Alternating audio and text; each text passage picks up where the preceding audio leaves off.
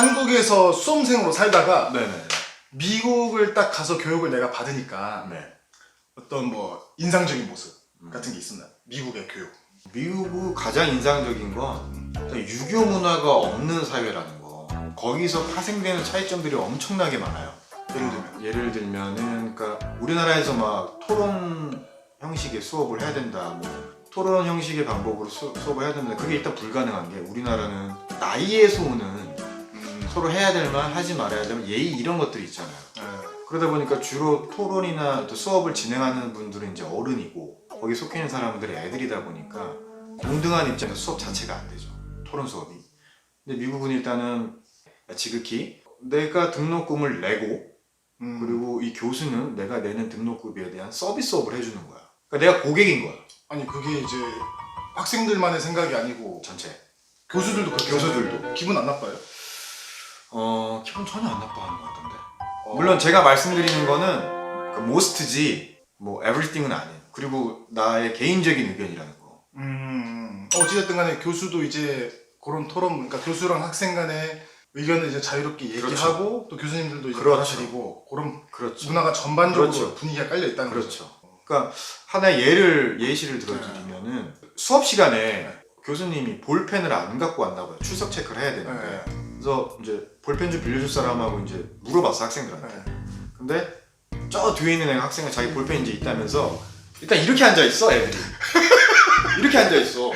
미국 애들이? 우리는 다리 꼬고 막 그러면 좀 안 되잖아. 싸가지 없는 애들이네. 일단 이렇게 하고 있어. 그리고 펜을 던졌어. 교수한테요? 그렇지. 펜을 빌려달라고 하니까 펜을 받아야 되는데 받다 놓쳤어. 그 자기 머리를 딱 맞았어 펜을. 교수 머리에? 교수 머리에. 그 펜이 떨어졌어. 그 다음에 무슨 일이 일어나는 줄 알아요? 교수님 기분 나쁠 것 같은데. 아니요. 교수가 펜을 집으면서 학생한테 얘기했어. 미안하다고. 네 펜 떨어뜨려서. 와, 문화 충격 말도 안 돼. 에이, 진짜. 이거 너무 아니 재미없다. 이거 아니야. 이거 아니야. 너무 우리는 유기농이야. 너무 쳤다. 우리는 미원을 안 쳐. 너무 쳤네. 우리는 MSG 안 쳐요. 그러니까 진짜? 그런 문화예요. 그런 문화야. 그러니까 정말 나이에서 오는 서로 대화의 조심 이런 게 없어. 이게 토론이나 연관이 있다니까. 그런 이제 약간 서로를 대하는 그렇지. 그러면서 자유롭게 얘기할 수 있는. 지금 회사 다니세요 안 다니세요? 좀 학생이죠. 학생이지. 그러면 교수님이 있으실 거 아니에요? 지도 교수님? 그렇죠. 지도 교수님이 한번 말하면 그거는 뭐 법이죠. 그러니까 예를 들어서 지도 교수님이 오늘 회식하러 가는데 지도 교수님이 오늘 짜장면 먹고 싶대. 다 뭐 먹어야 돼? 뭐 그럴 일은 없지만 다 짜장면 시켜야 된다는 이제 근데 유머가. 이제 미국은 이제 이런 거야. 지도 교수가 나 짜장면 먹을 건데 그럼 너 짜장면 먹어 나 햄버거 먹고 올게. 이게 아무렇지도 않은 거야. 정말 아무렇지도 않은 거야. 자유롭게 자기의 의사. 그러니까 그런 개념 자체가 없어 유교적인 거. 저는 근데 약간 그러니까 우리가 꼰대 얘기하지만 너 개꼰대지. 저 개꼰대죠. 개꼰대인데 어느 정도 상하가 있는 게 때로는 도움이 될 수도 있다고 생각해요. 근데 이제 물론 그거는 모든 경우에 해당되는 건 아니지만 모든 거에 장단점이 있어. 어쨌든 간에 학교에서 이제 그런 분위기다. 그렇죠. 그리고 예를 들어서 뭐 수업 시간에 경제 수업이었던 것 같은데 경제랑 역사랑 같이 이제 밀접하게 연관돼 있다 보니까 교수님이 그러니까 경제학 교수가 들어오고 역사학 교수가 따로 들어오고 둘이 들어와서 같이 수업을 진행해요. 그러니까 미국의 역사에서 나오는 경제적인 중요한 그 포인트들이 있거든요. 그때 역사 배경을 역사 교수가 해주고 또 그 역사 배경을 토대로 경제는 다 역사랑 연관이 돼 있으니까 그 경제학도 경제학 전공한 사람이 해주고 두 명이서 수업을 하고 그리고 나머지 학생들도 그 수업에 참여하는데 이게 한 방향에서 뭔가 알려준다라는 게 아니라 그냥 계속 토론하는 거예요. 그때 이런 일이 있었는데 그때 이런 일을 지금 바라본다면 우리가 어떤 시각으로 바라볼 수 있고 이런 것들 계속 토론하는 거야. 그러니까 시험 문제 또한 객관식은 아예 없어요. 객관식은 진짜 그 뭐 매스메릭 정도 가야 뭐 객관식이 답이 딱 정해지는 것만 없어. 그리고 미국은 또 특이한 게 뭐냐면 우리나라랑 가장 크다고 나는 생각하는 게 그 지적재산권에 대한 보장과 그 이 밸류가 굉장히 커요. 그렇기 때문에 특히 대학교에서 컨닝을 한다든가 아니면 뭐 웹에서 자료를 어느 정도 빼서 그걸 자기가 조금씩 수정해서 붙인다든가 이러면 퇴학이에요. 퇴학이요? 퇴학이에요. 날짜로 없어요. 학점만 이렇게 하는 게 아니야. 끝나. 형 다녔던 학교만 그런 거야? 아니야. 거의 대부분 학교가 다 그래요?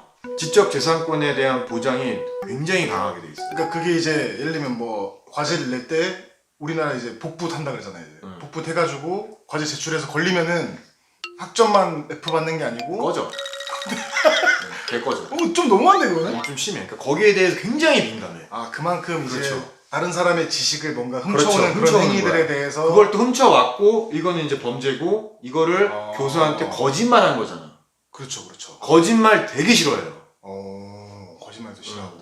그러니까 너는 못 가지 거기. 인생이 거짓말이니까. 저희 정직인데요. 제가 정 아니스티. 넌 바로 찰컹찰컹 이런 애들은 딱 봐도 정직해 보이잖아. 나야 뭐 나는 호가 정직이니까. 오케이 그러면은 이제 미국에 그런 이제 문화들이 있고 있는데 그런 문화들이랑 이제 우리나라의 지금 현 실태랑 너무 차이가 많이 나잖아요. 네네. 형님 같은 경우는 한국 교육도 받아보고 네. 미국에서 교육도 받아봤는데 차이점. 우리나라 교육을 생각했을 때 좀 이런 부분 아쉽다. 아쉽다. 그리고 이런 부분을 좀 이렇게 바꿨으면 좋겠다 하는 내용이 있어요. 그 첫 번째 아쉽다라는 부분에서 제가 먼저 말씀드린 첫 번째는 저는 교육 전문가는 아니에요. 네, 그냥 제 개인적인 의견 잘 할게요. 네. 그리고 교육의 어떤 질에 관련된 평가는 제 생각에는 절대 평가는 아니고 상대 평가인 것 같아요. 그래서 우리나라 교육에 대한 아쉬운 점은 이건 얘기하면 좀 깊이 들어가야 될 것 같은데 가장 아쉬운 점은 제 생각엔 그래요. 사교육이 너무 발달돼 있어. 사교육. 이것도 또 깊게 파고 들어가 보면 얘기할 게 너무 많은데 아무튼 미국에서는 사교육이 없어요? 사교육이 없진 않지만 중고등학교, 대학교 때 말고. 중고등학교 때는 거의 없어요. 근데 희한하게 거기서 이제 한인 엄마들이 있어요. 한인 엄마들만 겁나게 사교육을 기가 막히게 시켜. 또 여기서 그대로 가져가지고. 예, 있어요. 근데 진짜 그 미국 애들은 사교육을 초중? 고까지 별로 안 받을 거예요. 그러니까 아쉬운 점은 우리나라 사교육이 많다라는 거. 너무 지나치게. 그래서 예를 들어서 이게 또 경제적으로 또 연결되는 게 우리 세대 혹은 우리 부모님 세대 그러면은 다 맞벌이를 해야 된단 말이야. 그 주된 이유가 이제 사교육비거든. 한 사람은 벌어서 사교육에 때려 박아야 되는 거죠. 맞아. 한 사람당 사교육비만 2,300이니까 내가 듣기로는 뭐 저 대학 입시 학원 대치동에 다니려면 기본 월에 300? 400 정도 한대요. 뭐 사교육비가요? 네. 한 명당 학원 하나 다니. 고등학교 애들? 그러니까 그 수험생 그 정도 한대. 그러면 한 사람의 월급이 다 들어가는 거지. 사교육이 이제 너무 진짜 과외 2개만 받아도 거의 100만 원 가까이 드니까. 그렇지. 대치동 쪽은 그렇대요. 그러니까 첫 번째 아쉬운 점은 사교육이 이제 지나치게 이제 확산되어 있다라는 거고 지극히 개인적인 의견.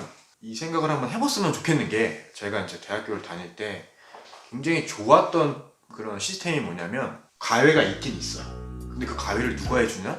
학교에서 내가 학생이야. 근데 내가 굉장히 수학을 잘해. 그러면 학교 행정부에 내가 어플리케이션을 넣어. 그거 튜터링이라 그러는데 튜터링 프로그램이 있어서 내가 어느 정도 성적이 되면 그걸 어플라이를 넣으면 내가 거기 채용이 돼. 학교 안에서. 학생이요? 그러니까 학교한테 월급을 받는 거야. 학생이? 학생이. 그 학교 학생이. 그러니까 공부 좀 잘하는 학생이 그렇지. 이제 막말로 공부 좀 못하는 학생들을 가르쳐 주는데 그렇지. 그 비용을 이제 학교에서 줘. 이제 수고비 같이 그런 그렇지. 알바 개념. 시간 개념. 그거 괜찮은데? 그 튜터링 시스템인데 그러니까 그러면 자 여기서 이제 선의 구조가 나오는 게 그 아이는 내가 가리키면서 더 똑똑해져. 알다시피 가리켜야 똑똑해지는 거야. 내가 알고 있는 걸 끄집어내야 더 이제 발전되는 건데 그리고 또 나한테 배우고자 하는 또 다른 학생은 일단은 선생님이 아니고 그 필드에 있는 애한테 직접 배우는 거기 때문에 이해가 빠르죠. 그렇죠. 그리고 가격이 저렴하죠. 학교에서 하는 거니까 이게 그러네. 굉장히 활발히 돼 있어요. 그러니까 대학생 예를 들면 연고대, 그렇죠. 서울대, 스카이 대학생 갖다 쓰는 거면 막 한 달에 그치. 막 몇십만씩 내야 되는데 학생들이 서로 가르쳐 주는 그렇죠. 거니까 비용도 저렴하고 그렇죠. 그리고 또 더 잘 가르쳐 줄 수 있고.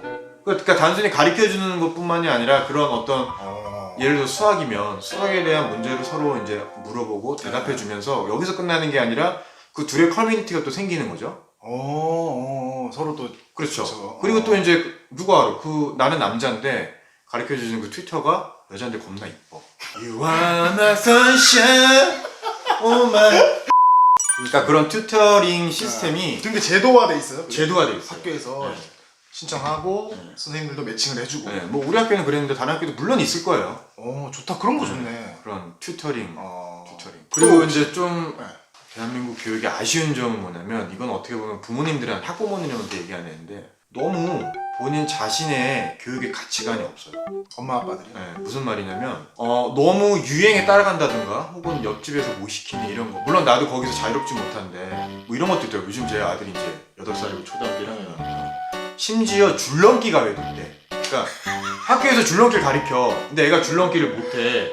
그러면은 내 아들만 못하면 걔가 거기서 주눅 들 거 아니야. 그렇죠, 그럼 그렇죠. 자신감이 사라져. 자신감이 사라지면 그 컨텐츠를 하기 싫어하잖아. 그렇죠. 그 커리큘럼을. 그러면 학교에 가기 싫어져. 거기까지 이어질 수가 있어요. 있어요. 진짜 있는데, 그런 경우가 그건 있어. 많아요. 그건 있는데, 그러니까 우리나라 사람들은 진짜 돈 냄새 맡는 건 기가 막힌 게, 진짜 대단하다 진짜. 줄넘기 학원 있어. 줄넘기를 가르쳐요. 비용이 얼마 드는지 아세요? 비용은 몰라. 와 근데 그 줄넘기 충격이다. 그러니까 지나치게 사교육의 어떤 디테일화. 이게 이제 저는 좀 아쉬운 점. 그 예를 들어서, 그러니까 이게 어떻게 보면 학부모가 자기 자신만의 교육의 가치관이 없어서 난 그렇다고 생각하는데, 예를 들어서 얼마 전에 뭐 스카이캐슬 같은 드라마 나왔잖아요. 그러면은 어떤 대중미디어에서 어떤 그런 주제를 다루게 되면 사람들이 이성적으로 합리적으로 판단하는 게 아니라 그냥 거기 따라가기 때문에 그렇죠. 내가 스카이캐슬 사는 사람이 아니고 우리 남편이 의사가 아니고 대기업 임원이 아닌데 똑같은 교육을 시키고 싶은 거야.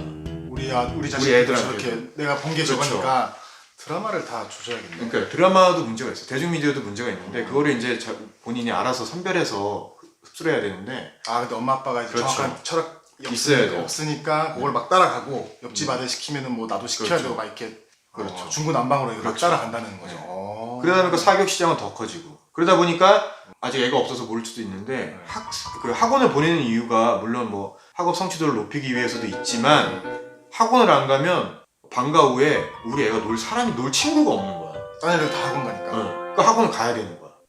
그것도 문제다 근데. 그렇죠. 아니 근데 지금 이 구조가 만들어졌어.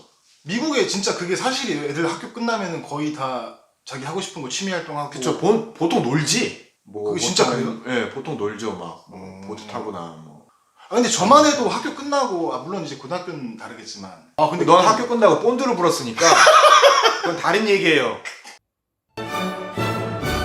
미국의 엄마 아빠들은 어떤 교육 철학을 좀 가지고 물론 다 모두 다 그렇죠. 모르겠지만 아니면 이게 저도 미국의 그런 정말 가장 하이클래스 뭐 1%, 0.1%가 어떻게 교육시킨 나도 몰라요. 모르지만 그러니까 나는 이게 그러니까 지리학적인 요소가 좀 있는 게 지리학적인 요소하고 유교적인 사상 이 두 가지가 좀 연결되어 있는 게 우리나라는 좁잖아요. 좁은 그 영토에서 많은 사람이 산다. 그러니까 인구 밀도가 높아. 인구 밀도가 높으면 어떤 게 있냐면 옆집 사는 쟤가 숟가락이 몇 개 있는지 내가 알아. 그러다 보니까 얘한테 내가 또 거기다 이제 유교적인 게 싹 들어가죠. 얘한테 난 잘 보여야 돼. 그러다 보니까 이 집에서 사교육을 뭐를 시키면 내가 안 시키면 불안한 거야. 그런 게 있어요. 근데 미국은 일단 넓고 저 집이랑 내 집이랑 일단 그 물리적인 디스턴스가 있어. 그러니까 숟가락을 몇 개 넣는지 몰라. 그리고 기본적으로 약간 그 개인주의라고 해야 되나? 이건 그러니까 좋은 개인주의. 그러니까 자기 주장이 확실히 있는 거를 그게 어떻게 보면 당연하다고 생각해요. 뭐 제가 뭘 사니까 나도 이걸 해야 되고 이렇다기보다는 좀 다양성, 생각의 다양성이 인정. 서로의 생각을 존중해주고 그렇죠. 인정해주고. 그런 거 좋네.